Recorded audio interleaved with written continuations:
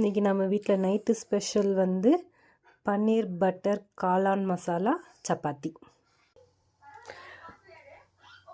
Butter போட்டு melt ஆனதுக்கப்புறம் cut பண்ணி வச்சுருக்க வெங்காயம், தக்காளி, பச்சை மிளகா, பூண்டு, இஞ்சி பூண்டு பேஸ்ட்டு போடுறதுக்கு பதிலாக இஞ்சி பூண்டு அப்படியே போட்டு வதக்கி அரைச்சோம்னா நல்ல டேஸ்ட்டாக இருக்கும். நம்ம கிச்சனுக்குள்ளே நுழைஞ்சாலே ஜெயனுக்கு வந்து என்ன பண்ணுமோ தெரியாது, அழுதுகிட்டு வந்து இடுப்பில் உட்காந்துக்குவார். சமைக்கலாமா இப்போ? வெங்காயம், பச்சை மிளகா, பூண்டு, இஞ்சி எல்லாத்தையும் போட்டு நல்லா வதக்கி எடுத்துடணும். நல்லா கோல்டன் ப்ரௌன் வர அளவுக்கு. வெங்காயம் நல்லா வதங்கிடுச்சு. கேமராவுக்கு பார்க்க வதங்காத மாதிரி தெரியும். உடனே நான் வெங்காயத்தை வதக்காமல் தக்காளி போடுறேன்லாம் சொல்லக்கூடாது.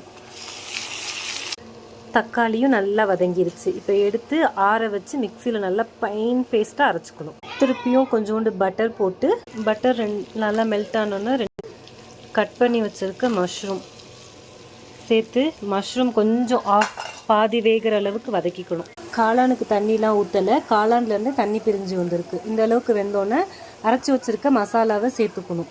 அரைச்சி வச்சுருக்கிற மசாலாவில் ஆல்ரெடி வதக்கிறப்பே நான் உப்பு போட்டு தான் வதக்கியிருக்கேன், அதனால் உப்பு பார்த்துட்டு போட்டுக்கணும்.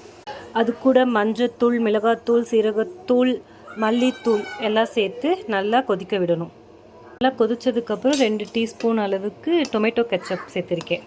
1 ஸ்பூன் சர்க்கரையும், ஃப்ரெஷ் க்ரீம் இருந்தால் ஃப்ரெஷ் க்ரீம் போட்டுக்கலாம். ஃப்ரெஷ் க்ரீம் இல்லைங்கிறதுனால நான் கொஞ்சோண்டு மில்க் ஆட் பண்ணியிருக்கேன்.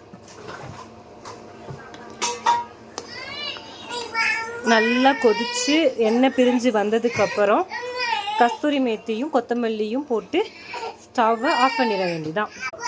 கஸ்தூரி மேத்தி, கொத்தமல்லி தழை நல்லா ஆல்ரெடி வெண்ணெயெல்லாம் பிரிஞ்சு வந்துருச்சு.